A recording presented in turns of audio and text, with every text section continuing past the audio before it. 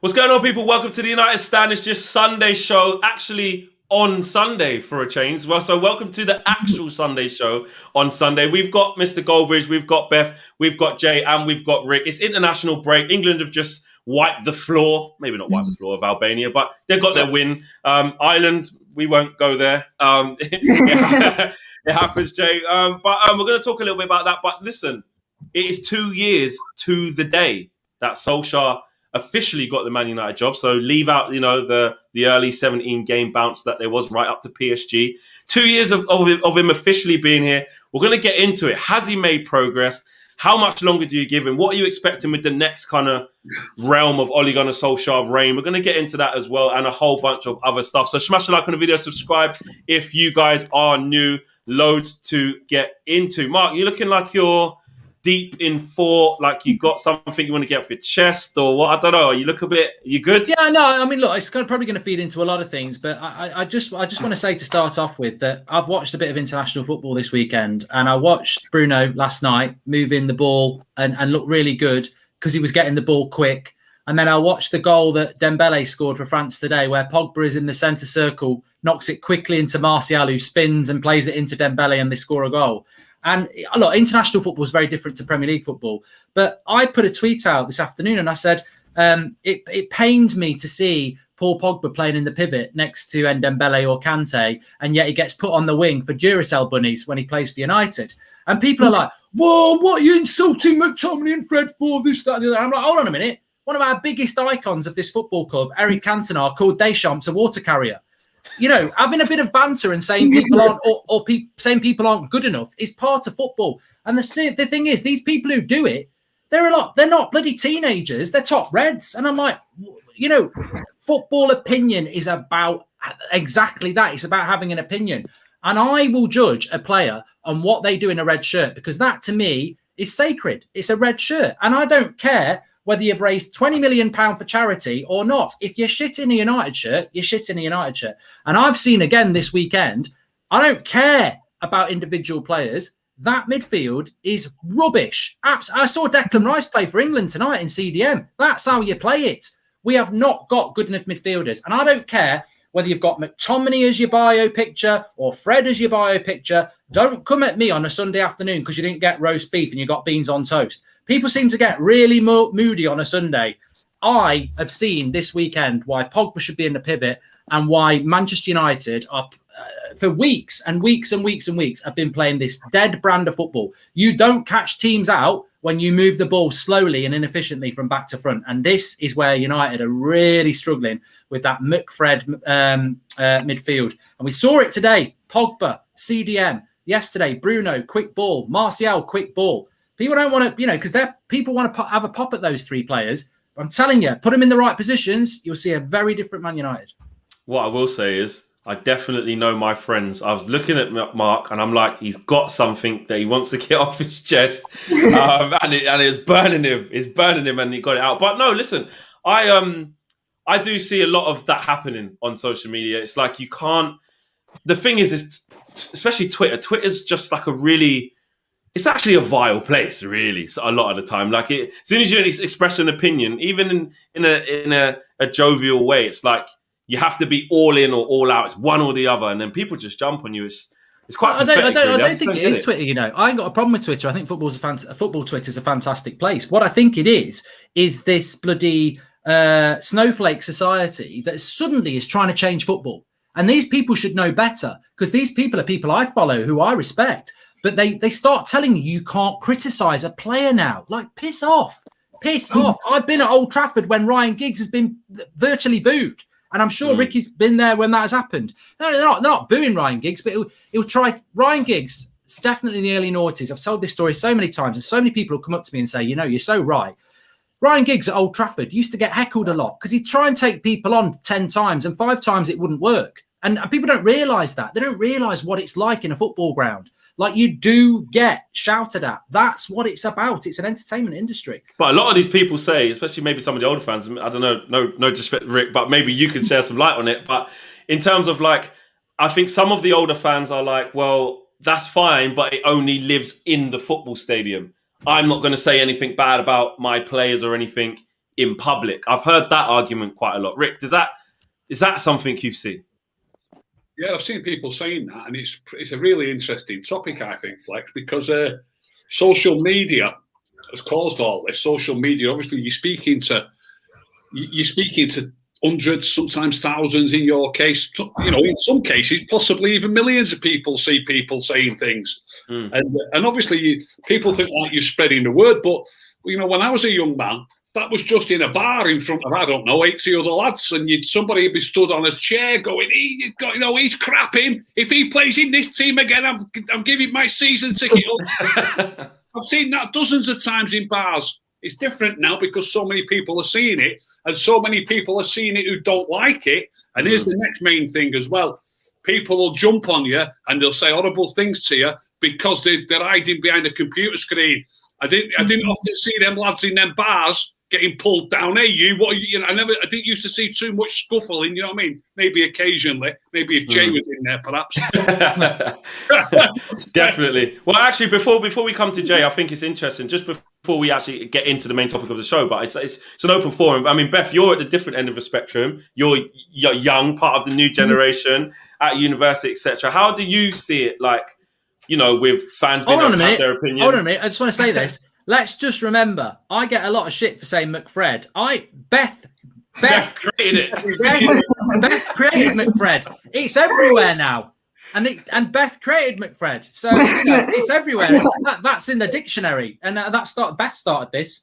One of the youngsters, people you see. My age, when I have conversations with like housemates and people at uni, they are very, very, very honest about their team, and they support their team, obviously, because I'm friends with many different football fans. But there's obviously bias here and there. We're all probably biased to United in some way or another because we support them. But people, like, behind closed doors, like you said, they're very, very critical, very critical. And I feel like that's still running through in the younger generation. I just feel like when it's in public, people don't want to say it in front of people. I don't know, like, they'll say it to their friends. They'll say what they think and they have their own opinions about the team. And I know players that'll be like, I don't want Zinchenko to ever play for City again. Like, I don't like him. I don't like him as a player. And you know what? I wouldn't say that about somebody who plays for United, but a lot of people my age are very, very, very harsh about their teams and their players. And I feel like that's just the way football has been for years and years and years. The only thing I think is different now is that you've got Twitter, you've got Instagram, you've got public forums. And as Ricky said, there's a lot of people that will probably say the same thing in person if they were speaking to someone, but behind a computer screen when they can be a different person and go in on people, that's what they'll do. And I just think whatever you do, people are going to say something about it. So you might as well just say what you think. If people disagree with it in a nice way. And if not, then don't bother. Do you know what I mean? Yeah. Just lastly on this, Jay, before we get into the Solskjaer, debate and stuff, what's your thoughts on this, Jay, in terms of, how people kind of react to stuff and giving your opinion, receiving an opinion, etc., etc. Yeah, look, guys, football has always been, and I hope it shall always be, about opinion. It should be. How I view a game vis-a-vis Rick or Beth or you, Flex or Mark, we could be completely different. That's good. That's a positive. We're not sheep. Why should we watch a game and listen to the pundits on mainstream media and believe what they tell us? They don't know any more than we do.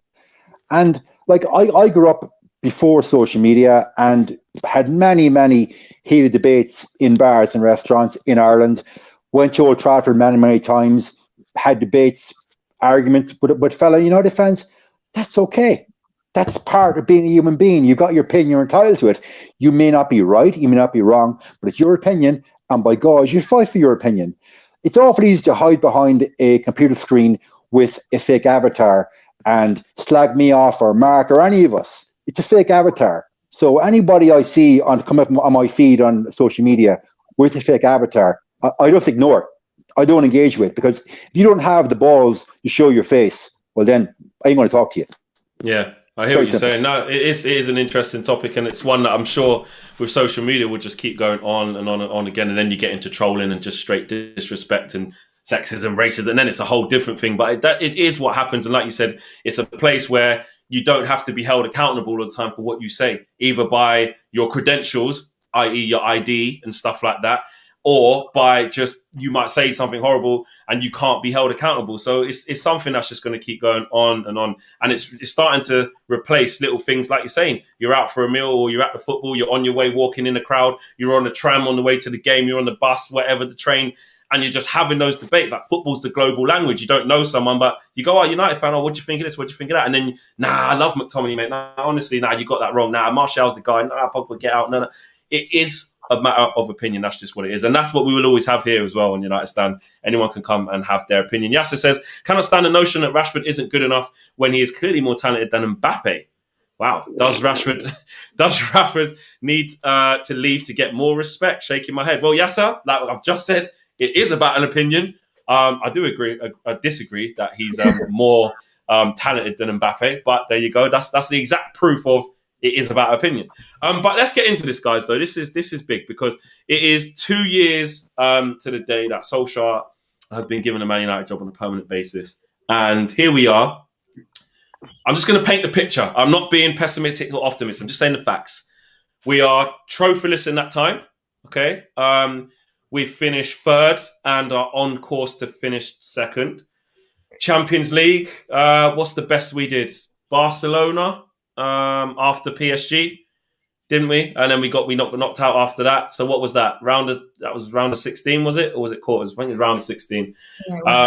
Yeah. And then this year out in the group stages. But domestically, somewhat progress, as you know, in terms of the league position. Rick, how are you seeing Solskjaer in terms of, is he making progress? He's going to get this new deal, 2 years with an option to a third. How flexible and how patient were you willing to be with the next kind of phase of Ollie? I don't see enough progress, Flex, if I'm honest. There's, just the fact that we're probably going to end up, we don't know for sure, but we're probably going to end up with about 6 more points, aren't we, than we got last season. I don't see the brand of football that I'd like to be seeing. I don't think we're playing any better now. I don't think we're playing much better now than we've ever played since Fergie left. Not sure we're playing any better. Can't really remember watching the football under Moyes. It's already when you get a bit older, I can remember the football in the 70s easier than I can remember the football 6 or 7 years ago. But I'm deadly serious. I can't really remember what I thought of the football under the Moyes. I know the results were poor. I know we finished 7th. I don't really remember thinking about the football too much like I am at the minute. Put a lot of crosses in, didn't he? I remember that. I'm not, I'm not convinced there's enough improvement. There's definitely not enough improvement in the way we play football. No chance. Jay, what say you? I'm going to quote myself. I have it here in my notes. Okay. Look, as caretaker manager, over 19 games caretaker manager, he had an average points per game of 2.32 per game. Since he became manager, he's played 118 games, and that points ratio has dropped down to 1.84. Champions League, guys, he won 4 out of 10 Champions League games. Mourinho won 8 out of 14. Europa League, Solskjaer actually has a 75% win rate in Europa League. Jose had 67, but as we know, Jose actually won competition. We got 66 points in 2019-20 and also in 2019. I don't see progress. I agree with Ricky. For me, is he the man to take us forward? Only time will tell.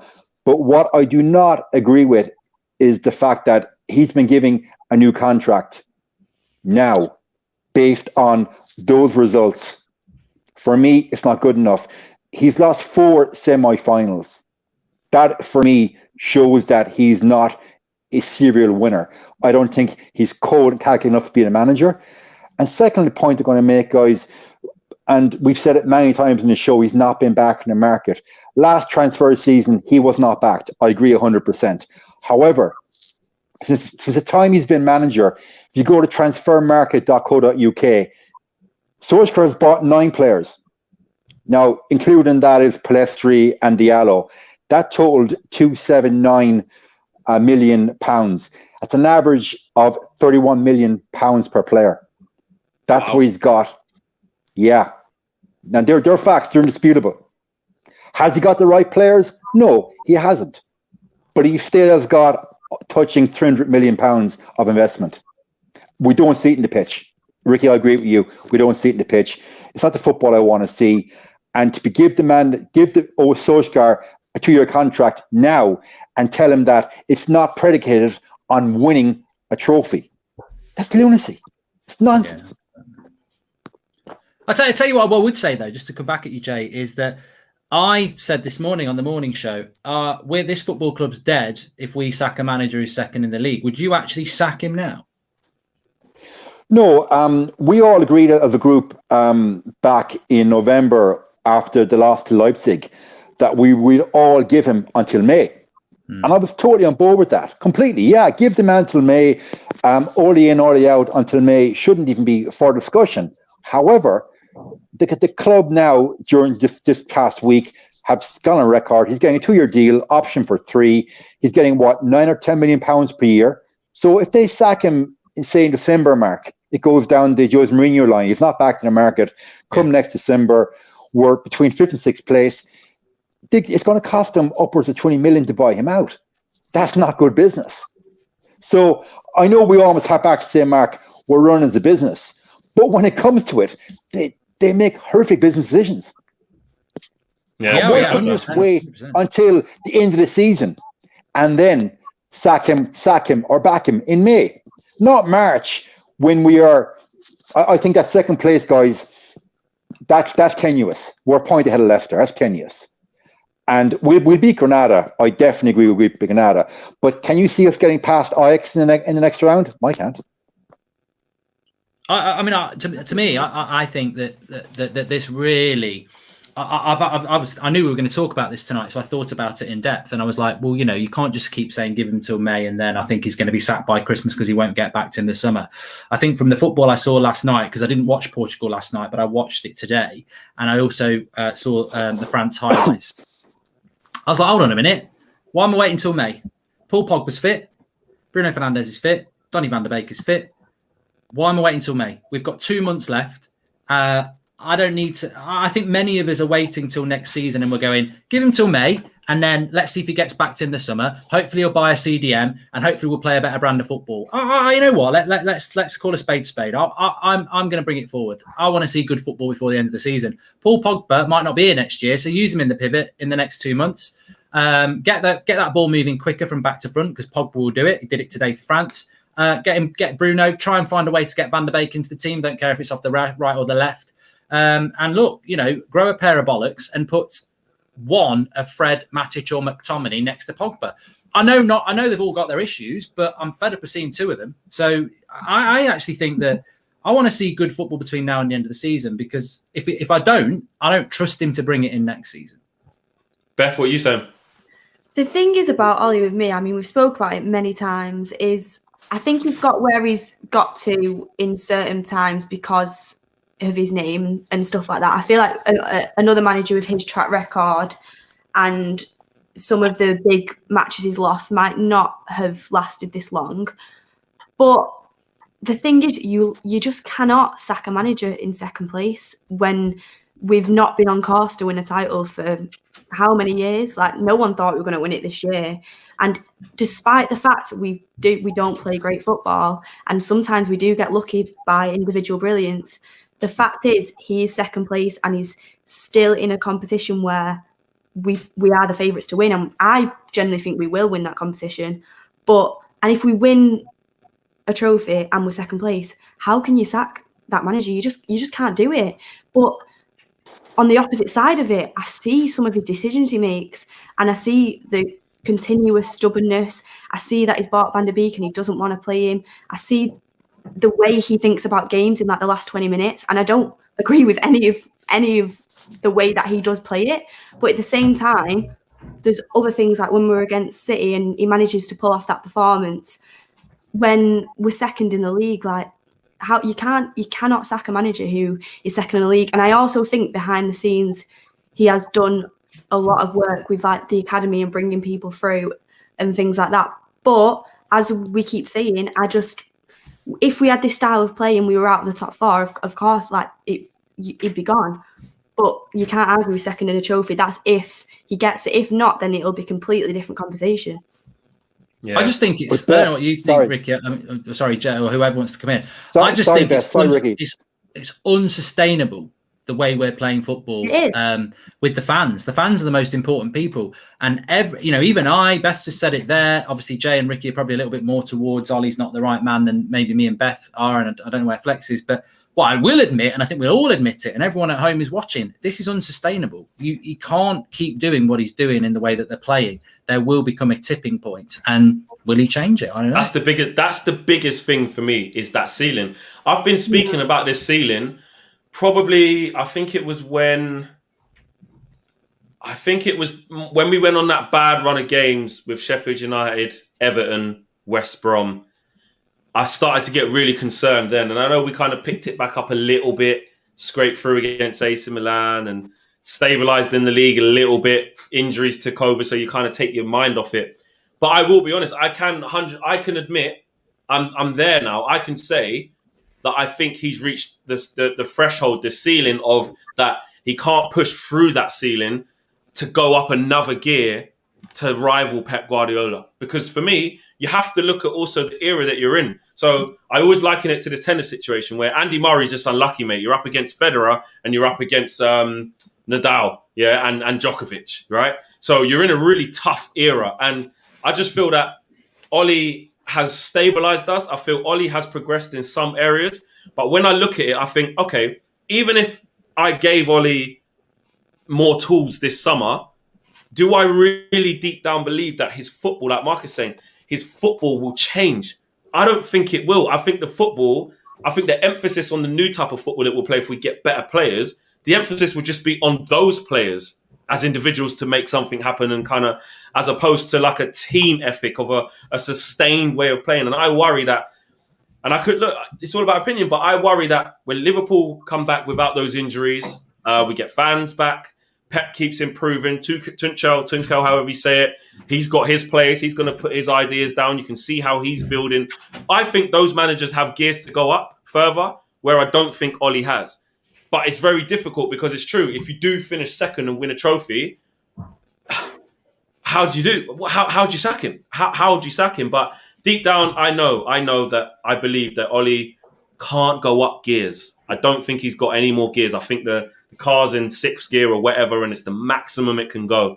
It can get a tiny little bit better if you take out a Dan James / Greenwood and put a proper right winger there, a Dembele, a Sancho, whatever.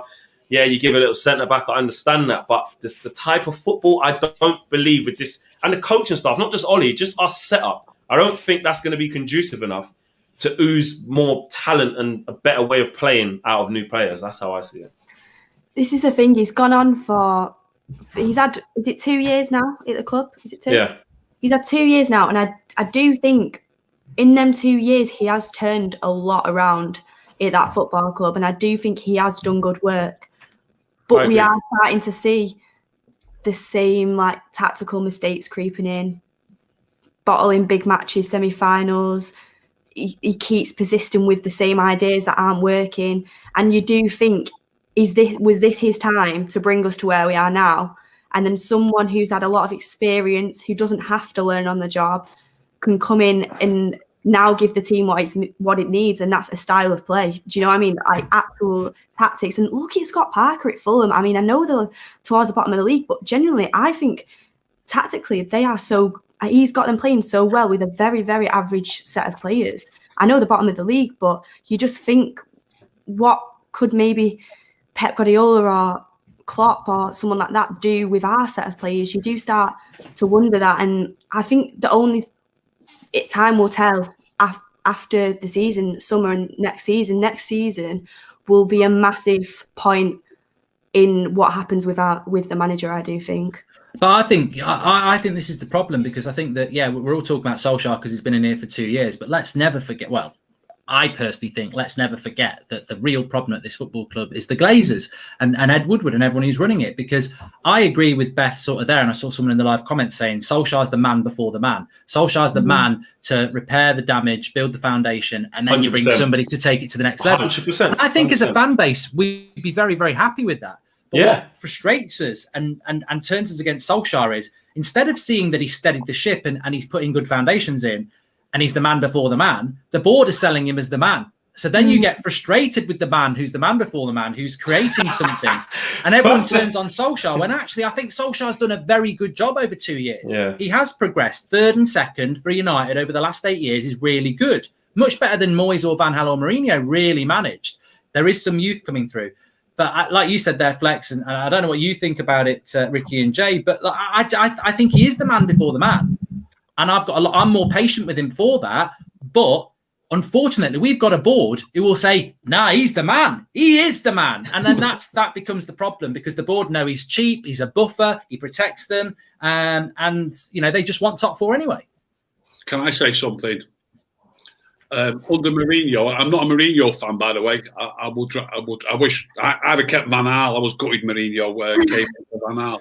But under Mourinho, we won 2 trophies in one season and we finished second in the other season. And in that squad and playing lots of games was Ashley Young, Matteo Darmian, Fellaini, Lukaku, Herrera. And all those players are all still playing. I thought most of them were all good players, but it's just things move on and things change. Yeah, of course they do. I agree. But we're supposed to be developing and we're supposed to be improving and we're supposed to be playing better football. I don't think the football we're playing is any better. And I believe that all of those players, if we still had all the players that he's got rid of and we didn't have any of the players that he signed, I still believe we could finish second and win a trophy. Put it that way. Nah, not without Bruno. Well, we did. We did without him. We did in that time. I agree. We've agreed before. I agree that Smalling's, but we could have saved 80 million and kept Smalling. I agree. I'm not picking on any one individual.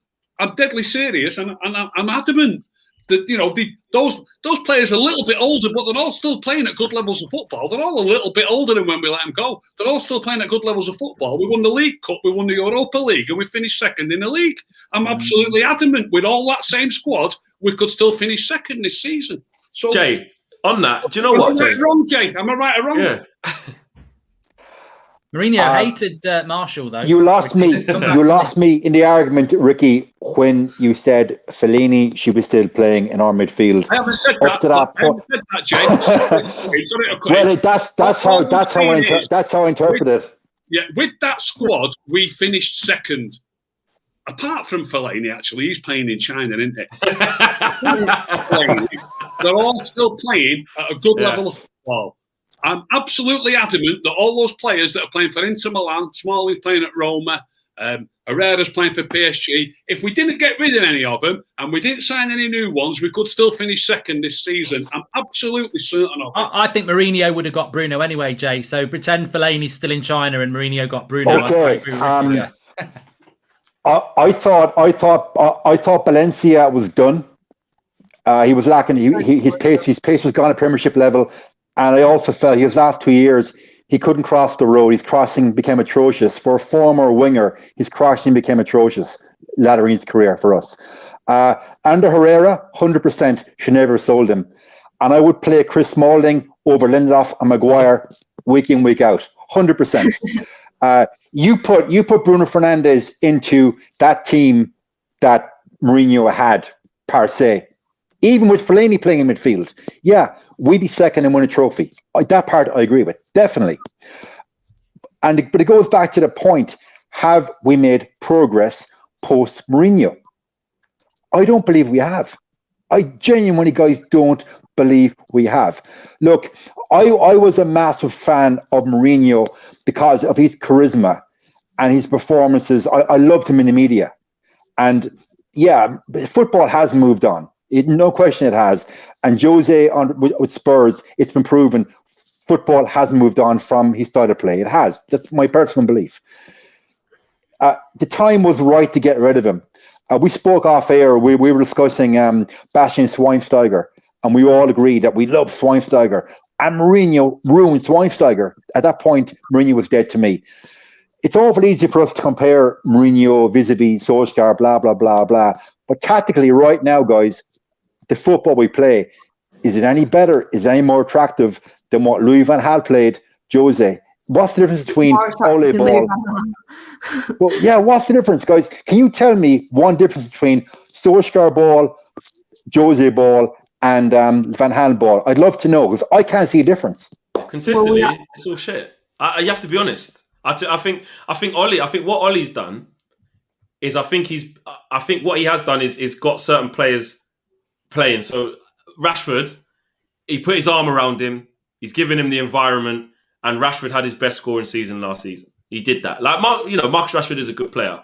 Like he can do that. He's still got a lot of way to go. He frustrates, etc. But he got those numbers. He put his arm around Martial. He said, "Listen, Lukaku." And people may laugh at that now because some people are saying, "Listen, Lukaku is an out-and-out goal scorer. You play to his strengths. You got a guy who's going to get you 25 goals a season." You look at, like what Ricky says, you get rid of Lukaku, he goes to Milan, keeps absolutely smashing it with goals.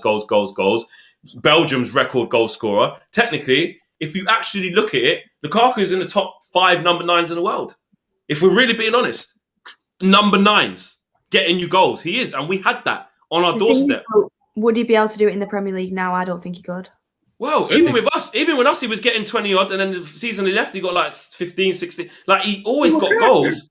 It's just that the fact that Ollie wanted to, I just feel like Ollie, I don't ever think will get a style of play that no matter who plays in the system as a team, they all do their thing. The biggest wake up call for me, and some people may say flex, I could have told you that years ago, but you get your coming of age moment at certain times. When I looked at what Rodgers was doing with that Leicester squad in that game, I just looked at it and thought, Brendan Rodgers is better than Ollie.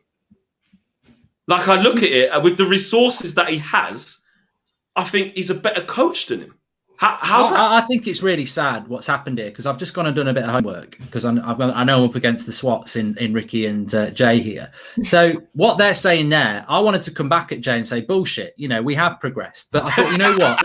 I need to do my homework, right? So 3 years ago, we finished second to Man City, right? This is the team that beat Man City in April 3 years ago. We were 2-0 down at half-time, and everyone was saying sack Mourinho, and we won 3-2. De Gea in goal, Valencia, Bay, Smalling, Young, back 4, Pogba, Matic, Herrera, midfield 3, Alexis Sanchez, Romelu Lukaku, and Jesse Lingard. The midfield's better 3 years ago, and I think it is better. The defence and the attack, probably not. But what frustrates me the most is that I'm now getting drawn into an argument where I've got to agree that the football is no better than Mourinho. In fact, it's probably worse. But where I will come in is I have seen this season PSG, Everton in the Carabao Cup, Leipzig at Old Trafford, only 3 or 4 games, but I have seen Solskjaer send a team out to play football. I have seen him go out and press high up the pitch, and they are better performances than Mourinho ever put in. And that's what frustrates me about Solskjaer. He's turned his team that showed so much promise a few times this season into this risk-averse back 6 that is now being quite rightly compared to Mourinho. But that wasn't what I expected, and that's not what he sold us to get the job 2 years ago. When he was handed this job 2 years ago, he didn't get the job for playing a back 6. He got the job because he played a front 3 that was interchangeable with Rashford and Lingard and Martial. And he played a midfield with a holding midfield of Matic, a box-to-box player of Herrera, and Pogba as an attacking midfielder. And that's what he did at Mulder. And I know that's Norwegian, but for some reason, he's just become almost, I'm going to protect my job instead of building a project. And that's what frustrates me because I know he's better than that. And I know he can play better than that. And I hope that he's going to do it. But he's just almost become, he knows he's always one result away from the Ollie out brigade. And it's almost as if it's now grinder. We're just going to grind out results. And that's the sad thing. Because if you're going to lose your job being who you are. Mourinho lost his job, who he was. He was a part of the bus merchant. But Ollie looks like it's just like, that's what I was saying, Flex. It's like he's at the limit. Like there's nowhere else to go because you're just doing this game to game, trying to grind out results. And, there's only going to be one outcome and it pisses me off. That's the thing. You can tell sometimes with the way he sets up in certain big games, especially this season, that when we've been in a good position and City's not been as high up as they have, and you can tell he's going into that game thinking top 4, not thinking win, he's thinking top 4. And that is the way it has seemed to be this season. I think the best bit of football we've played under Ollie was at the end of last season. I thought our front 3 were playing really well together. Our midfield, our defence, all all working really well. But since then, I don't know, the chemistry, the flow within the team, it has gone downhill. But last season we finished third. This season we're on for second. So it's just... You know what I think is funny, Beth? Just when it drops in, we won 9-0 this season. No one ever talks about it. Like, we won 9-0. 9-0 and 6-2 or whatever it was, wasn't it? 6-2 against Leeds. But I don't know. Yasser says here, right, Flex, how is Rodgers better than Ollie when Rodgers managed to beat Ollie once? Didn't Ollie outclass Rodgers every time he played against him? Stop hating. Well, fair enough, Yasser. Thanks for the super chat. But I think you need to read between the lines of what I'm saying, right? Not even between the lines, just listen to what I'm saying. What I'm saying is, when we have beaten Leicester, I remember the beginning of last season, we just lost to Leicester when it let's get it twisted, not get it twisted.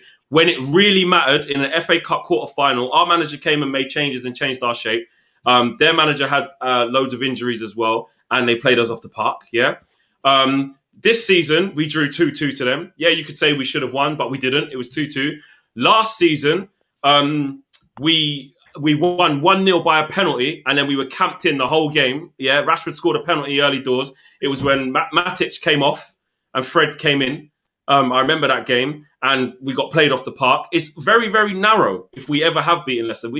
He doesn't get outdone. So this whole thing of like, just because, didn't we outclass? No, we don't outclass Leicester. Every time we played against Leicester since Ollie's been here, we haven't outclassed Leicester and played them off the park. Unless I'm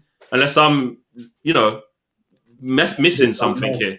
Honestly, I was going to say, if Brendan Rodgers hadn't managed Liverpool, I would take him at United any day of the week. I think he's one of the best managers that's in the Prem. I think he's done an amazing job with Leicester. When he was at Liverpool, I did think, obviously, don't want them to win anything, but I did think he did a good job. When he left there and went to Scotland, he did a good job. I think tactically, and especially he's got some good players at Leicester, but considering the rest of the teams in the top four, the way he's managed them since he's come in, I think he's done a brilliant job, and I would take him United any day if he hadn't been to Liverpool, 1,000,000%. Where do you think the next year? Well, I might have put words in your mouth there, Ricky. I want Jay to answer this as well. It's always about opinion. Where's this going to go? What do you think is going to happen? Obviously, Solskjaer is going to get the new contract. What's happening at United, in your opinion, for the foreseeable future under Solskjaer? I think we're going to qualify for the Champions League this year. The 5th and 6th place teams, I think, are too far behind us for that not to happen. Not convinced at all that we're going to get second. I have fancied Chelsea to get second. Obviously, Tuchel's got them playing, and they hardly ever let a goal in, did they? So I fancy Chelsea to get second, and Leicester are only a point behind us. I think there's a chance we'll finish 4th, but we could. I'd say 3rd, but there's even a chance we could finish 4th. But then next season, as you've already touched on, if Liverpool get their act together, I think we'll be struggling for Champions League again next year. That's what I think. And that's where we was at the beginning of this year. We said exactly the same thing, and the year before that. We didn't know this was going to happen to Liverpool. How much of an effect one player can have on it? I know they've had other injuries since. They've had a disastrous run, really. But he was the centre back. What's he called? Van Dijk. He was the start of that, wasn't he? They were looking just as they normally look, more or less, weren't they, at that time? And then he got that terrible injury, and they've just gone down and down and down. I'm not sorry for him. I'm not saying that, but if that wouldn't have happened, if Van Dijk wouldn't have got injured, you never know what happens in football as well. Once he's injured, and then they're not playing quite so well, and people are coming in, that could cause injuries. You're not playing quite as well, and you're overstretching, and you're going for things, and rather than dominating games, if Van Dijk wouldn't have got injured, Liverpool might have another 20 points now, and not all down to him, but by the fact that they might not have got some of the other injuries that they got. Suki says the difference between this side of the side of Mourinho and this side and Ollie's is this side has growth. Second youngest outfield side in the Prem, and have reduced the wage bill. But what's reducing the wage bill got to do with fans? Like I ain't going to give a manager a tick in the box for having a young squad and reducing the wage bill, because that to me just looks like we're doing it on the cheap. Yeah, exactly. Well, unless it wins, the age group thing is fine. But if you've got players who you think aren't good enough, and I'm not being disrespectful to McTominay, but say he's 23, 24. If he doesn't look like he's going to go on to be a world beater or a very excellent super player, then it could be as young as we want. Like, they need to have the quality. Like, you can't just say just because they are young, that's a tick. They have to be good. Well, Cavani, Ramos, and Ronaldo for 2 years is better than 3 players we could name from United for 10, isn't it? You know, so age is irrelevant. It's just a financial thing, isn't it? And I mean, look, Jay, I mean, we've lost 1 game in the league since the end of October. I mean, you know, just I just want to ask you what you're going to think. What you think is going to happen. I'll put it to you and anybody else who's watching that, you know, I think he might be gone by Christmas because he won't get backed. But one thing he's proven is the football might not be great, but you don't lose many games. And if you don't lose many games, you don't lose your job. I think it can go 2 ways, Mark. Yeah, I take your point. Obviously, it's an obvious point, and it's a stat. Only lost 1 game since that time period. But a lot of them were fortuitous 1-0 victories where we won late in the game because we got a moment of brilliance from Marcus Rashford or Bruno Fernandes. It wasn't down to his tactics because he sets up, as we've said 1,000 times, their backs not to lose. I'm hoping that between now and May, he now knows the pressure's off. He's getting his contract. He's been told by the board he doesn't have to win a trophy. Like, come on. That's sending out a message. I'm safe as houses. Doesn't matter what I do, I'm getting my contract. So what I'd like to see, the fan in me would like to see, go back to play the way you play when you were caretaker manager. You're 4-3-3, not parking the bus, no more back 6, and you won, 14 or 19 games with a points per game ratio 2.32. Go back and play that style of football. I can take United not winning the Europa League, scraping 4th place if we play attractive football, not this risk-adverse, pragmatic back-six football. It's not what I grew up watching. Ricky, I'm going back to before your time. I'm going back to Roy Atkinson. We were a cup team back then in the 80s on a big run. But by Jesus, the football is entertaining. Would you not agree? I agree with that, mate, yeah. I think that's a sad thing. So, I think it's sad, yeah. Yeah, but so can he go back to not being so risk adverse between now and May, knowing my job is safe, I have my contract? Can he go back to just play the way he played when he got the job? I'd love to see it, but he won't do it. Beth, do you think he can? Moving forward into next season. Oh, sorry. Go on. Moving forward to next season. Sorry, Beth. Moving forward to next season, we need 4 or 5 players. I don't have any belief that we can do 4 or 5 deals. Plus the cloud of Pogba hanging over us. That's another huge deal. The Euros are on. So I think maximum he's going to get is 2 players. Will we get the CDM we desperately need? And or the striker and centre back? I don't see it. So he'll get maximum 2 players. He won't get world-class players. And I believe we'll be back here, guys, next November, December, having another conversation, the winter discontent, but we'll be having it early in autumn. It's Groundhog Day with Solskjaer. That's what's going to be. This is the problem. When all of us expect good football and trophies, you shouldn't have just either one or the other. That's what you expect when you've grew up watching Man United. I mean, obviously, I know you've been around it for a lot longer time than us, but all of us were used to the success that we've had. So we expect good football. We expect trophies. At the moment, we've got none. Like, that's just a plain fact. We've got none. But this is the thing. I do think we are 3 signings away from a team that could possibly do that. We need a centre-back. We need a CDM. And I think we need a striker as well. 3. Will we get them in summer? Just as Jay said, we're not going to. He's already started saying that we're not going to get many players. Business is going to be light because of the effect that coronavirus has had on the club. And I agree with the fact that we'll probably get 2 signings, like Jay said, average. And I think other teams this year are going to build even further. They're already ahead of us. Even though Liverpool have not been good this year, play-wise, because they've done it before with the players that they've got, they're ahead of us. If they invest and get more players, the way that City are going to, we're going to get even more held back next season. But the thing is, this is where it comes back to every time. Even if we get another manager in, are the Glazers going to give them the money to do what they want to do? They're not going to. So it's going to be the same cycle. This is the worry. When you sack Solskjaer, you get another manager in 2 years goes by, the same thing's happening, and it all reverts back to the same problem.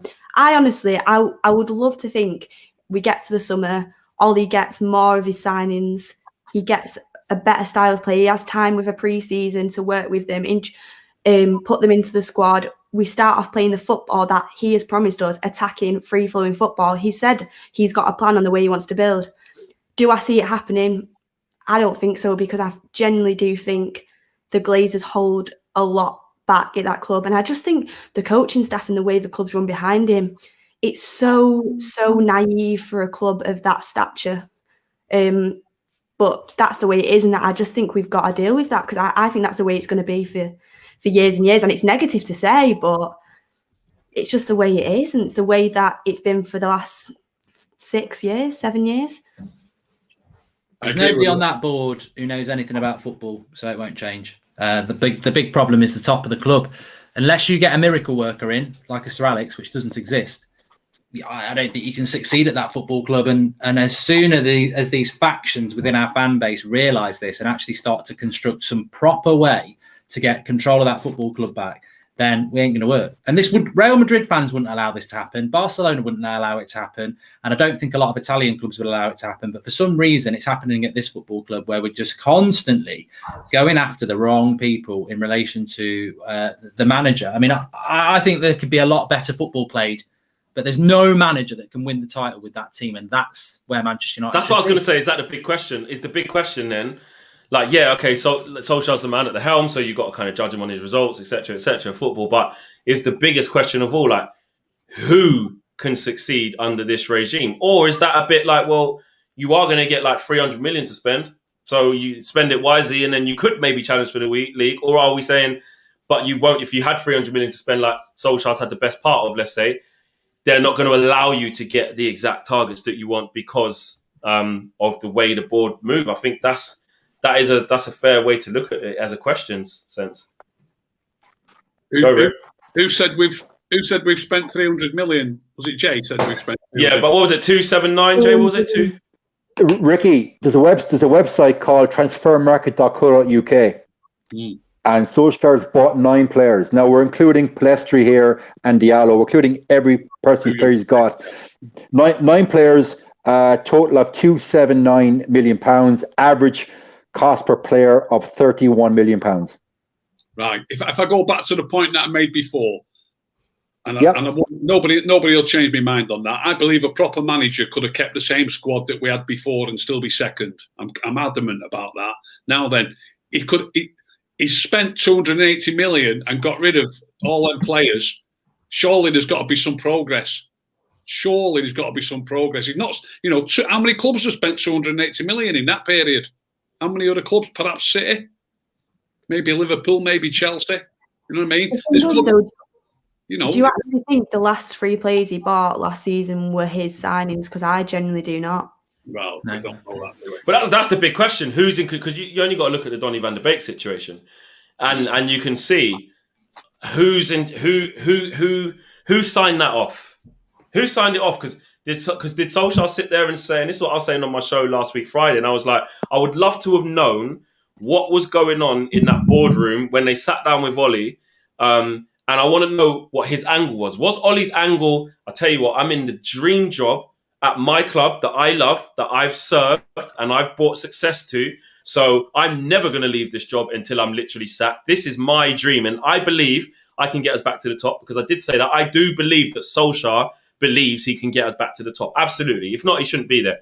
Was he doing that? Or did he sit down and say, listen, Ed, just because I love the club and I want to be here, etc., I'm not just going to sign on that. I want some flipping reassurances. I want to know that I'm going to get this, and this, or I'm not signing. Now, I don't think it was the latter. I think it was the first one, in terms of, listen, mate, I'm pretty much always going to sign. This is my job. I'm never going to leave unless it goes horribly wrong and you guys get rid of me. But I don't think Solskjaer sat at that table and demanded kind of autonomy over the everyday runnings of it. I know it's looking like he might have that in terms of the backroom stuff. That shows that they were always going to build with Ollie, but I just don't think he had that ruthlessness in to say, I want to be in control of these things. And yeah, that's how I see it. No, I mean, of course not a chance. Not a chance. Solskjaer's got no power at that football club unless they say he's got some. He ain't Mourinho walking in. He ain't bloody Klopp or Pep walking in. He got given the job as a favour to look after the club for 6 months. He did really well. He got offered the job, but there's no way when they put a contract in front of him, he went, "Oh, I don't like the look of that." Well, piss off then. I mean? Because he hasn't got. He's a fan. He's a fan with a very little CV, and I respect Ollie for that. He loves this club. But he hasn't got a bargaining position. And that's why the Glazers and Woodward love him, because he's a shield. Because everyone likes Ollie. But he can't say, I'll sign that contract if you give me 300 million or I'm walking away. They'll go, off you go then. We'll get Carrick to do it. We'll get Carrick to do it. So, yeah. You're not going to say no to a £9 million a year paycheck. And if you get that, you're going to get paid out anyway. Are you? You're just not. You're going to do everything you can to keep that job. It is his dream job. And that's the thing. The way even in press conference and everything like that, I know you've got to do it to be professional, but it's just always so, like, it's just not the truth. That's always coming out of that club is just completely not the truth. And I just don't even watch anything that they bring out apart from the games and stuff, because it's half the time it's not even worth watching. But Nicky Butt's walked out this week, hasn't he? He's I still don't think that gets enough airtime.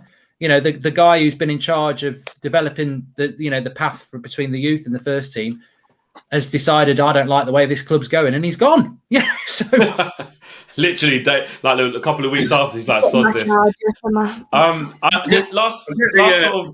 Rick. Sorry, I want to come to you. Last sort of 10 minutes, actually. I know because Rick said he had something in his notes. It's about this that we're talking about. Go for it. Let me just fire it out quick, because obviously I can see from comments that people don't grasp what I'm talking about. I'm going to read 9 players' names out here now that some of them might not be in everybody's first team lineup, but virtually every time we play, these players would be in Ollie's team if they were all fit, and I think you'll all agree. De Gea, Lindelof, Shaw, McTominay, Fred, Martial, Pogba, Rashford and Greenwood. 9 players there that, if they're all fit, I think James has just about ousted Greenwood. I might be wrong on that, but generally, those 9 players would play if they were all fit. What about Bruno? Well, I'm only naming these. Okay. Let me finish. Yeah. These 9 players would be in his team, and those 9 players were all there when he got the job. So he spent £300 million on players, and he's still picking 9 players that were already there when he got the job. Tell you what, that's actually interesting, because again, this is what I mean. Where's the money gone? If I was a manager and I had all those 9 players, which, don't forget, they're second in the league, like you just said, and I had 8 of the players that he sold, would still be second in the league at least.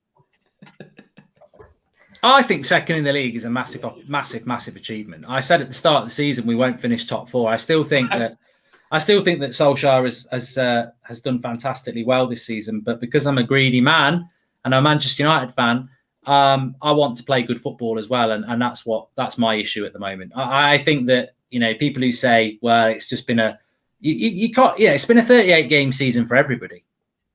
We're second. We're the second best team. It's like Arsenal fans who say, well, Ollie hasn't beat Arteta in 2 years. Well, you're 8th and you're going to finish 8th again. We're second. So we are improving, but it's just not to the level we need to improve. And I think that he needs to have a long, hard look at himself, because those people above him can't be trusted.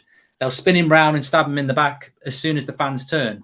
So your friends are the fans, Ollie. They're the people you've got to please. It's always the United fans. Sir Alex Ferguson said it. They're my customer. They're the people who tell me whether I'm doing a good job. And I think there is a bit of a perception from Manchester United Football Club and Ollie that fans are hysterical and fans don't know what's best. And some of the people on social media are a bit loud. Well, no, they're fans. Those people above you bought this club on debt. They're not fans. Don't listen to them. Listen to this lot. Listen to the fans. They're not happy with how this club's playing football. And you played for a bloody football club that played good football, and you came off the bench and scored the most iconic goal of the last 30 years. It ain't rocket science. Start playing a better brand of football and you'll win the fans back. And that's what needs to happen. You know what is massively interesting? I don't think we can actually underlook what Ricky actually just put down, because you know what? on a bigger scale, so you got that issue of since Ollie's been here, but then you've got an even bigger issue to say, all right, since Sir Alex has left, and we've spent nearly £1 billion, the best we have to show for it is what we're seeing now. £1 billion, guys, we're saying. £1 billion, and the best we have to show for it is Lindelof and Maguire at centre-half, Luke Shaw, fair enough, Wan-Bissaka at right-back, doing very well defensively, but needs to improve going forward. McTominay and Fred, and an aging Matic. Bruno, all right, cool. Rashford come through the youth ranks, and so did Mason Greenwood. Martial, I love the guy, I do, but one good season in his first season and one good season last year. In between, other than that, a Dan James from Swansea for 15 million quid, and then God knows all the other players who have come in and out. Your Schneiderlins, your Alex Butners, your Darmians. Herrera's coming in and out this since then. Lukaku, Sanchez, the list goes on. Schneiderlin, Memphis Depay, Wilfried Zaha. Like, look at the state of the football club of what we have to offer after £1 billion spending, and I think that is a real telling time, to be honest. The thing is, Flex, so jump in there if you don't mind. Sorry, Beth. No, go on.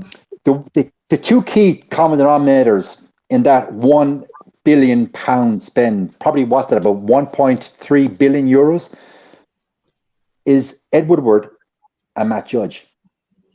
And they are still there. And Matt Judge has the lovely flowery title. Is he head of negotiations or whatever? Yeah. So they're the key common denominator in that £1 billion. Now, that is financial mismanagement at best and gross incompetence at worst. What blue chip company in any business would keep a CEO in situ that makes those investments over and over again, say in the stock market, and hasn't yielded a return? But yet, Woodward is lauded as this amazing businessman and banker. It's £1 billion of, I would argue, pretty much poor investment that has not yielded a return. Because the return, guys, for me and our million subscribers, is league titles and Champions League. Point blank. Sport is about one thing and one thing only. It's winning. Taking part, that's bullshit. That's a school race in school, taking part. You get a ribbon or whatever the hell. Sport's about winning. And we ain't winning. And to me, it's all that matters. Beth, what was you going to go with? I was just going to say, realistically, when you expect a manager to come in and do well, like Pep and Klopp have had, I know Klopp's not had that much money, but he's had Mane and Salah, do you know what I mean? They've had time to invest, get what they need. Like Pep spent, what's it here? Over 500 million since he's been in City. The thing is, you do need, in this day and age, especially at the top, you do need to spend a bit of money because transfers do go wrong. That is a normal thing. Not every single person you're going to buy is going to fit. And the thing is, yeah, Wan-Bissaka, Harry Maguire, Dan James, they were all his signings, without a doubt. But this season, Alex Telles doesn't play, realistically doesn't play. Van der Beek, clearly not all his signing, doesn't play. Cavani, always injured, doesn't play. He's had no one, basically. It's the same team as last year, basically. Exactly. He wanted a centre-half and he wanted Sancho. He got nothing. I know you can't just demand them types of players, but they could have gone with, I don't know, someone like Pedro Neto or Adama Traore. I personally want him, but I know a lot of people have said about him. I know Matt said that. Or even, there's so many other cheaper alternatives that they could have gone to. And as we say that again, that is on the board and the people that handle transfers. And how do you expect someone who's got a plan and a vision and they know the people that they want to come in to fulfill that plan, as Ollie has done this season in the summer, and he's got 3 players that, I mean, Cavani's been good in some games, but he's been basically injured the whole time, that he hasn't been able to integrate properly into his first team. And that is another reason why 9 of the players are still playing from when he was here, because I actually don't think he's had enough transfers. I actually really don't. And I think this summer he should be given the backing. After getting second especially, he should be given the backing. And if it doesn't work out, it doesn't work out. You say goodbye, you get another manager in. That's part of football. But how do you expect a manager who's got a plan with certain players to keep going with the same squad and not getting much reinforcements, especially when everyone else at the top are getting reinforcements. I mean, even Everton, they got, who did they get? Doucouré, Allen, James Rodriguez, all become vital parts of their squad. The interesting thing as well is, I mean, I don't know whether people realise, is that going back to what Jay and Beth said there, so much of this is with the board. I said it last week. Van Gaal's quote is, a proper football club gets a first or second choice. Manchester United are going and getting fifth or sixth choice. How can a manager succeed? But also, we pay ridiculous wages. We've got the most expensive squad, I think, in the Premier League, and our wage bill is huge. How is our wage bill huge? We're not really the second best club in England. Now, Manchester City only play, I mean, these might be slightly wrong, but Manchester City only pay three players over 200,000, over 150,000. Aguero, Sterling and De Bruyne are the only players at Man City on over 150,000. Fernandinho, I think, is on 150. Bernardo Silva's on 150. And then everyone else is under 140. Manchester United, I mean, how I can name loads of players. Steve Henderson straight in there with one of them big contracts. Well, De Gea's 375. Yeah. Pogba, Martial, Rashford, well over 200. I think Luke Shaw's up at 200. Bruno's at 200. Maguire's 180. Even Juan Mata's 140. So, you know, we can talk about Ollie and the style of football, but we are top heavy with players that are on ridiculous amounts of money. And this is a board decision. They champion themselves as business people. They are shocking. It's like Jay said, no other club would keep this chief executive in charge. He has absolutely bled this club dry over the last 8 years with stupid contracts. I mean, 5 years for Phil Jones. He was probably injured when he signed it. I think someone else had to do it for him. I think he had to do it by voice notes. Like, he couldn't, you know, it's just so much money has been wasted at that club, and we overpay. I don't think Martial's at 250,000. I don't think Rashford's at 220,000. I think they're good players, but we pay stupid money. We do. Just as we get to the close of the show, I have to let this. Ricky did message me and say he had his notes. He had some notes that he wanted to kind of come back on some stuff Jay said about Nemanja Matic last week. So I didn't want to let those notes go to waste, Jay. So can you let us know what they were? What were the calculations? What was it? The floor's yours and Jay's. I've got lots of calculations on that. I'll just say one thing about it because it's a bit drawn out and we're coming to the end. So I want to touch on something else. I want to touch on Jay mentioned Antonio Valencia. So I want to come back on that. But just very quickly, the 5 games, if I was to speak about all this, it'd take me 5 minutes. I haven't got 5 minutes. But just very quickly, Jay mentioned 5 games that didn't go well with Matic playing. And 3 of those games were a 0-0 draw with Palace, a 0-0 draw with Sociedad, a 1-1 draw with Inter Milan. And we let 1 goal in 3 games. And Matic is a defensive midfield player. So they weren't, you know, his job is to defend, not to, you know, it's the fact that them games are draws, that's not down to him, that's not his fault. But anyway, what I wanted to touch on, what I've just looked at is Antonio Valencia. When I was talking about the players that we've got rid of, I didn't even mention Antonio Valencia. Before you jump on me, I am not suggesting for 1 minute, not for 1 second, that we should still have Antonio Valencia. But what I want to say is, Jay said that his crossing had gone badly and he, you know, he needed to go. He was finished. I've just looked him up while I've been sat here because I was a big fan of Antonio Valencia. The last season he was here, he only played 6 games. So I think that's irrelevant. Forget that. The season before that, he played 31 games. I've just looked it up. Played 31 games. That season, we finished second. When we finished second, did we get 80-odd points? Yeah, did we get 82 or something like that? So we got 80-odd points. So he played 31 games. Now, Jay, if you want, you could argue to me, well, we should have had a better right back who could cross it and we might have got nearer to City. But at the same time, I'll say we've obviously not got a, you know, we've never been anywhere near as good as we were when Antonio Valencia was playing for us. We've got 80-odd points with him playing for us. So despite what you think of him, despite the fact that his crossing wasn't very good, despite the fact that you might think we could have been even higher if we had a better right back, since we got rid of him, all we've done is plummet. Can I come back there? Yeah. Okay. You've obviously gone to great detail to try and espouse a large portion. I'm reading from your point there that a large portion of us achieving 81 points was the very fact that Valencia played 31 games. I don't agree with that whatsoever. And second point I want to come back at is, Matic did not play the CDM role by himself in any of those games. He played either beside Fred or McTominay. He wasn't playing by himself. So he was not marshalling that midfield alone. So you cannot say that he is all of a sudden this wonderful CDM that has future at the club. Look, we're always going to disagree, Ricky, and we're definitely never going to agree on Matic. Definitely, I don't think you two will ever agree on Matic. That's a definite for sure. Anthony Dunn says, "Why did he only play 6 games in his last match there as well?" Guys,